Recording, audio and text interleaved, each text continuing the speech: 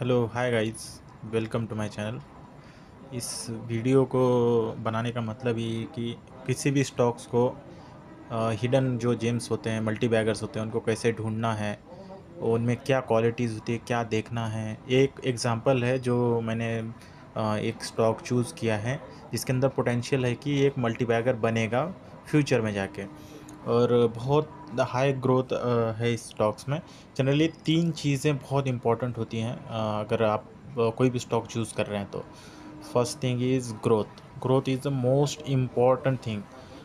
किसी भी स्टॉक्स में अगर ग्रोथ नहीं तो उसको वैल्यूएशन नहीं मिलेगा। आपको जो पी दिखते हैं, जैसे आपका ट्रेंड का पी 100 है, या फिर डिफेंस सेक्टर्स में आप जाओगे पी उनका 30-30, 40-50।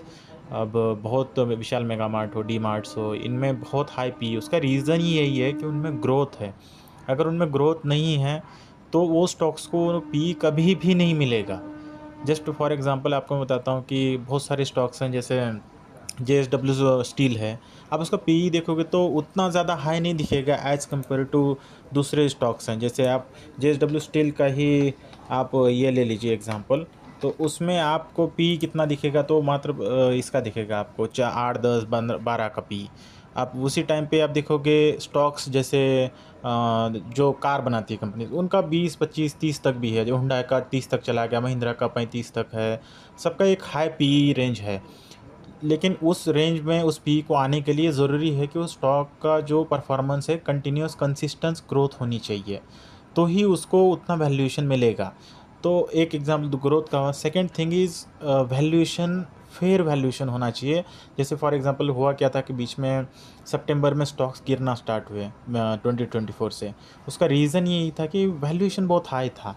आप कोई भी स्टॉक ले लीजिए, वो रैंडम ट्रेड कर रहा था हाई प्राइसेस पे। आप कल खरीद रहे हैं, आज बेचने को जा रहे हैं, तो तुरंत हाई प्राइस मिल रहा है आपको। लेकिन उसका वैल्यूएशन जस्टिफाइड है क्या? आप जैसे एक नॉर्मल आप एग्जांपल भी ले लीजिए। आप कहीं जा रहे हैं और कहीं सिटी में रहते हैं, और आप कहीं जाके ये सोच रहे हैं कि वहाँ पर एक प्लॉट ले लें। आपको पता है कि वहाँ पर एक हाईवे वगैरह जाने वाला है, तो आपको उसका वैल्यू मालूम है कि आगे चल के उसका बहुत अच्छा मार्केट में मिलेगा आपको भाव। लेकिन आपको जाने से पहले ही उसका रेट किसी ने बहुत ज़्यादा बढ़ा दिया, तो आपको कैसे पता चलेगा वो कि सही रेट है क्या नहीं है? तो इसी प्रॉब्लम में सितंबर से बहुत लोग ट्रैप हो गए थे। उस ट्रैप में जो बहुत हाई पॉइंट्स पे जाकर खरीदा, वहाँ से मार्केट गिरना स्टार्ट हुआ। 30-30, 40-50, 50% तक मार्केट गिरा। So that is the reason कि आपको वैल्यूएशन किस वैल्यू पे खरीदना है। आपका एक कोट है वो राकेश झुनझुनवाला का, आप याद करें, उनने बहुत अच्छा बोला था। फाइंडिंग गुड, मतलब कोई स्टॉक, फाइंडिंग गुड क्वालिटी का स्टॉक अगर ढूंढना है, ये बहुत इंपॉर्टेंट है। लेकिन गुड क्वालिटी स्टॉक को राइट प्राइस पे लेना उससे भी ज़्यादा इंपॉर्टेंट है। तो ये एक बहुत इंपॉर्टेंट रीज़न है कि वैल्यूएशन, किस वैल्यूएशन पे खरीदना है, दैट इज़ कि किस प्राइस पे खरीदना है। थर्ड थिंग है कि उस कंपनी का क्वालिटी होनी चाहिए, कि वो मैनेजमेंट कितना अच्छा है, वो जो बातें बोलता है वो करके दिखाते हैं या नहीं। बहुत सारे एग्जांपल, आप मटार टेक्नोलॉजी नाम की कंपनी ले लीजिएगा। उसमें होता क्या है कि उन्होंने बहुत बार बोला कि हम इतना ग्रो करेंगे, वो करेंगे, डिफेंस में हैं। लेकिन आप देखोगे हर मंथ में जो है, पिछले 3 महीने पहले जो बोला, इस महीने 3 महीने में होता ही नहीं है वो। फिर नया टारगेट देते हैं, फिर नया टारगेट देने के बाद उसके बाद भी कुछ नहीं होता। इट्स लाइक वो एक नेता की तरह बात करते रहते हैं, उनमें कोई ऐसा ट्रस्ट बचता नहीं है। तो दैट इज़ द रीज़न कि ऐसी कंपनीज़ को लेना है जिनका ग्रोथ पोटेंशियल है, और जो मैनेजमेंट बोलता है उनका कंपनी का, वो करके भी दिखाना चाहिए। तो उसी लिए हम लोग बोलते हैं उसको कि क्वालिटी कंपनी भी होनी चाहिए उस पर ट्रस्ट करने के लिए। तो फर्स्ट थिंग हम लोग इस स्टॉक्स के बारे में बात करेंगे। जैसे स्टॉक्स का आप देखेंगे कि मार्केट कैप है, आपको मार्केट कैप दिखेगा 984। तो इस मार्केट कैप में है। उसके बाद जो करंट प्राइस है इसका 424, और ये स्टॉक का नाम है बेसिलिस फ्लाई स्टूडियोज़ लिमिटेड। असल में कंपनी क्या करती है आप देखेंगे तो यहाँ पर एक कंपनी करती है विजुअल जो VFX होता है उसमें काम करती है, और भी कुछ उनके दूसरे भी हैं, जैसे छोटे मोटे एडिटिंग्स वगैरह ये वो, उससे कम रेवेन्यू आता, but VFX is the main revenue generator. तो उसका 984 का रेवेन्यू ये है अपना मार्केट कैप, और इसका जो पी है स्टॉक्स का, वो करंटली चल रहा है 24.4। तो ये जो पी निकाला गया लास्ट ईयर के प्रॉफिट के बेसिस पे है, मतलब लास्ट ईयर प्रॉफिट कुछ हुआ, आप यहाँ पर देख सकते हैं, मैं आपको दिखाता हूँ। ये जो लास्ट ईयर प्रॉफिट था 46।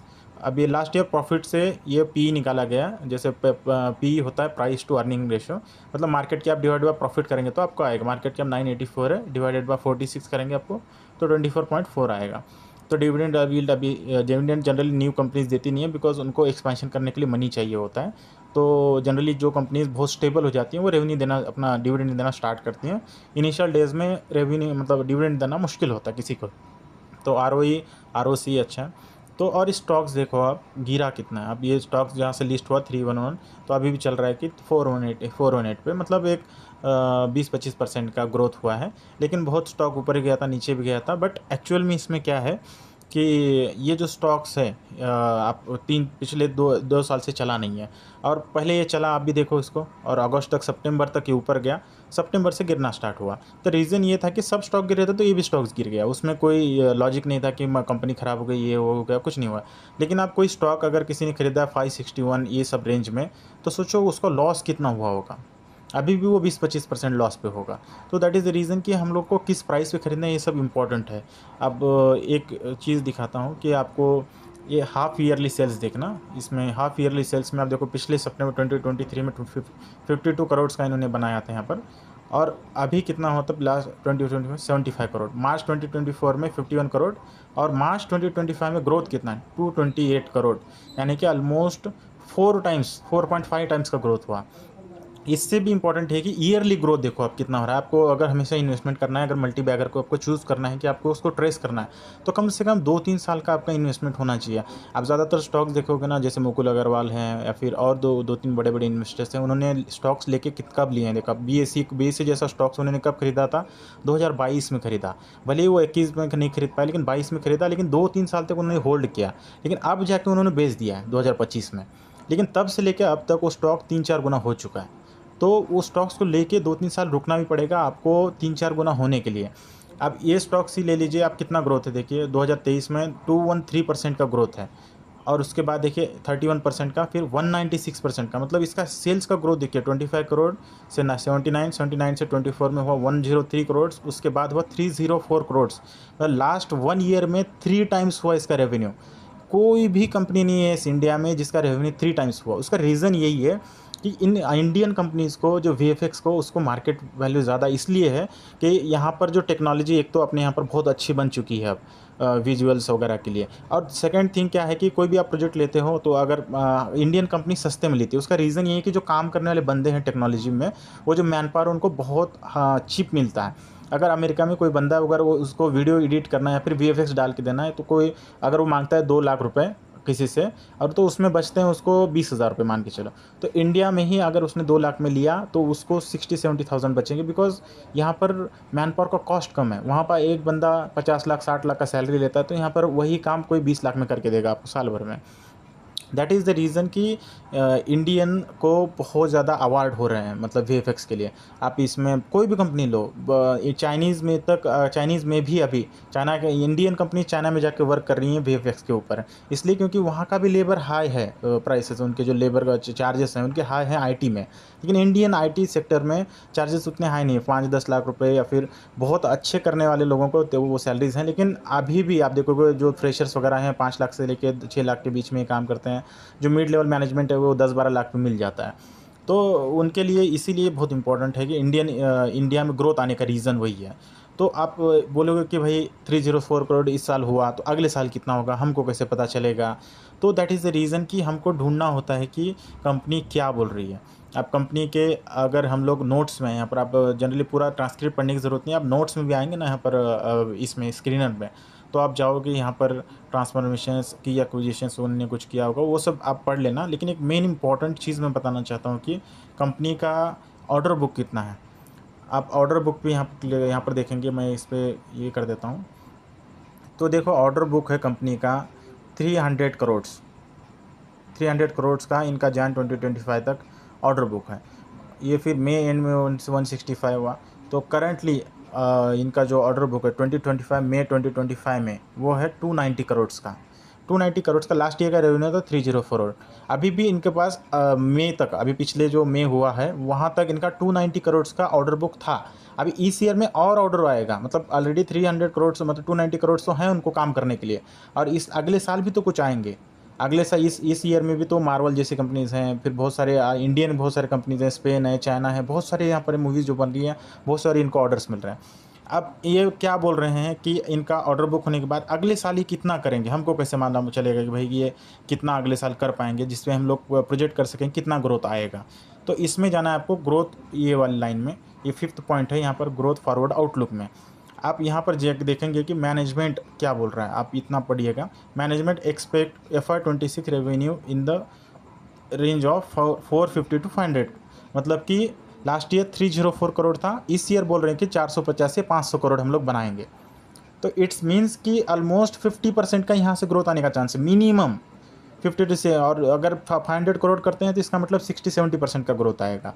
तो और इसमें सेकंड थिंग उन्होंने बोला कि मार्जिन इंप्रूवमेंट, जो ईबिटा मार्जिन होता है जो अभी उनका चल रहा है जो भी, उससे 2-3% एक्स्ट्रा मार्जिन क्रिएट करेंगे वो, उनका जो ईबिटा मार्जिन आएगा। तो इससे होगा क्या, आपका जो डबल ग्रोथ आएगा इसमें। जनरली होता क्या है ना, जो अगर एक तो होता है ग्रोथ का मतलब, आपको मैं एग्जांपल के तौर पे बताऊं तो आप अगर दुकान चला रहे हैं, लेट्स कंसीडर कि आपने 100 रुपये का माल लास्ट ईयर बेचा और उसमें से आपको 10 रुपये बचते हैं, दैट इज़ योर 10% मार्जिन। और अगर मान के चलो अगले साल आपने 50% ग्रोथ की तो 150 रुपये का बेचा, तो इस बार आपको 10% मार्जिन से 15 रुपये बचने चाहिए। लेकिन आपका अगर मार्जिन इंप्रूवमेंट होता है 2-3% का, मतलब आप 10% जगह आप 12% बचा लेते हैं या फिर 13%, तो वो हो जाएगा 17-18 रुपीज़। तो इट मीन्स कि मार्जिन इंप्रूवमेंट होने से अलग ग्रोथ आती है, और जो रेवेन्यू ग्रोथ आती है उससे भी अलग ग्रोथ होती है, मतलब ये एडिशन होता है उसमें। इसके वजह से कोई भी स्टॉक वो मल्टी बैगर बनता है, उसके प्रॉफिट मल्टीप्लाई हो जाता है।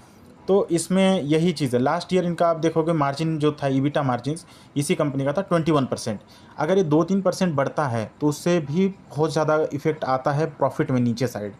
तो एक आप कैलकुलेशन ले सकते हैं कि भाई इसका जो अगले साल का जो रेवेन्यू आएगा वो 304 से एक मिनिमम लेके चलते हैं कि 450 करोड़ आएगा। फिर अगर वो 21% का मार्जिन है, वो 22 मतलब 23-24 हो सकता है चांसेस। तो अगर आप कैलकुलेशन करेंगे उस बेसिस पे, तो इस ईयर का प्रॉफिट इसका आ सकता है 65-70 करोड़ रुपीज़ का, ये जो अगले साल का आएगा। आप बोलोगे कि सर ये कैसे पता करेंगे कि कंपनी जो बोल रही है 450 करोड़ उसका हो रहा है कि नहीं, वो कैसे चेक करेंगे। हो सकता है कंपनी झूठ भी बोल रही हो, लास्ट ईयर का प्रॉफिट देख के तो प्रोजेक्ट नहीं कर सकते हो। तो उसका भी एक चांस ये है कि आप कहाँ से ढूंढ सकते हो। यहाँ पर आप आओगे, ये डॉक्यूमेंट्स में आइएगा, डॉक्यूमेंट्स में आने के बाद इस पर क्लिक करेंगे तो यहाँ पर एक प्रेस रिलीज़ उन्होंने दिया है।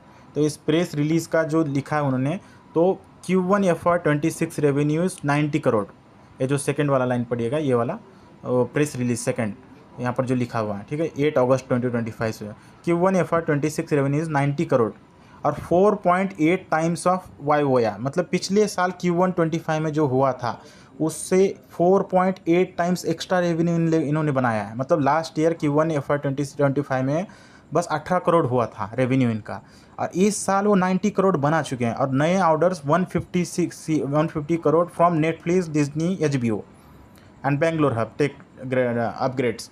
तो पहले जो इनका ऑर्डर बुक था 290 करोड़ का मई में, अभी एक्स्ट्रा ऑर्डर बुक आ गई 150 करोड़ की। इट मीन्स कि 450 करोड़ के आसपास का तो ऑर्डर बुक चल रही है अभी, और साथ में 90 करोड़ का इन्होंने रेवेन्यू बना लिया। एक क्वार्टर में अगर वो 90 करोड़ का रेवेन्यू बना ले रहे हैं तो अगले और 3 क्वार्टर्स बचे हैं। और जनरली होता है क्या है कि जून से लेके अपना जो ये होता है मई से लेके मई, जून, जुलाई, ये जो पीरियड है इसमें बहुत धूप होती है, उसमें थोड़ा सा चांसेस कम होते हैं लोग बाहर जाके सिनेमा में देखें।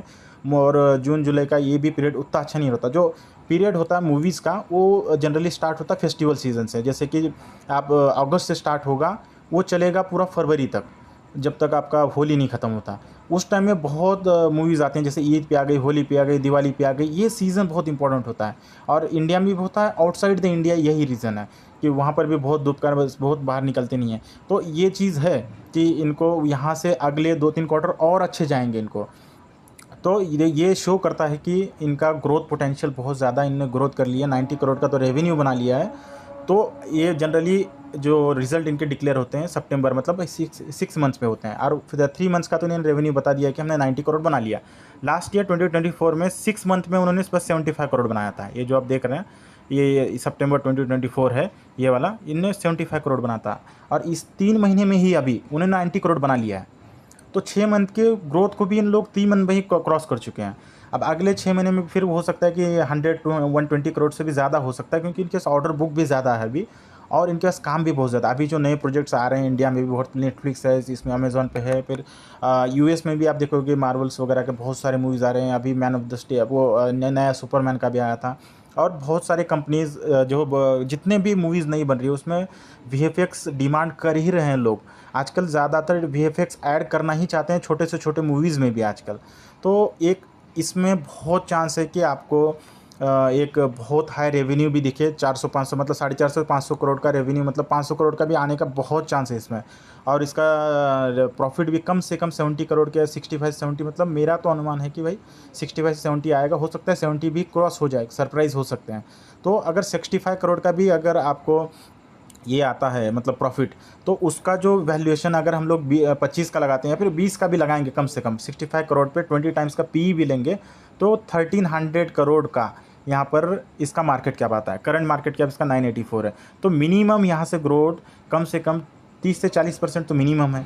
और अगर मान के चलिए मार्केट हाई ग्रोथ कंपनी है सोचकर अगर अच्छा पी देता है, जो करंट 24 का भी पी देगा, मतलब 25 मान के चलिए एवरेज देगा, तो यहाँ से स्टॉक डबल हो जाएगा। रीज़न क्या है कि अगर 65 करोड़ अगर कंपनी बनाती है और उसमें अगर 25 का पी मिलता है 25 का, तो मार्केट क्या आता है 1625 करोड़, तो वो आता है 70%। तो यहाँ से ये कंपनी अगर 70% ऊपर जाती है और अगले साल और 50-60% का ग्रोथ आता है, तो ये कंपनी 2-3 साल में अगले ऑलमोस्ट 3 गुना का बन जाएगी। मतलब 3 टाइम्स अगर 2-3 साल में कोई कंपनी बनती है, that is a multibagger. एक साल में 4-5 गुना 6 गुना जाने वाली कंपनीज ढूंढना बहुत मुश्किल रहता है, उसको ट्रैक करना मुश्किल रहता है, उसको हैंडल करना मुश्किल होता है, क्योंकि वो बहुत फ्लक्चुएशन होता है, आपको रिस्क ज़्यादा रहता है। लेकिन ये कंपनीज़ थोड़ा सेफ़ कंपनीज़ हैं और इसमें हाई ग्रोथ भी है और थोड़ा सा आपको एक ये भी मिलता है कि छोटी कंपनी है, आपको अभी लेने में कंफर्टेबिलिटी है कि कल को जाके बहुत बड़ी कंपनी बन जाती है 2-3 हज़ार करोड़ की, 4,000 करोड़ की,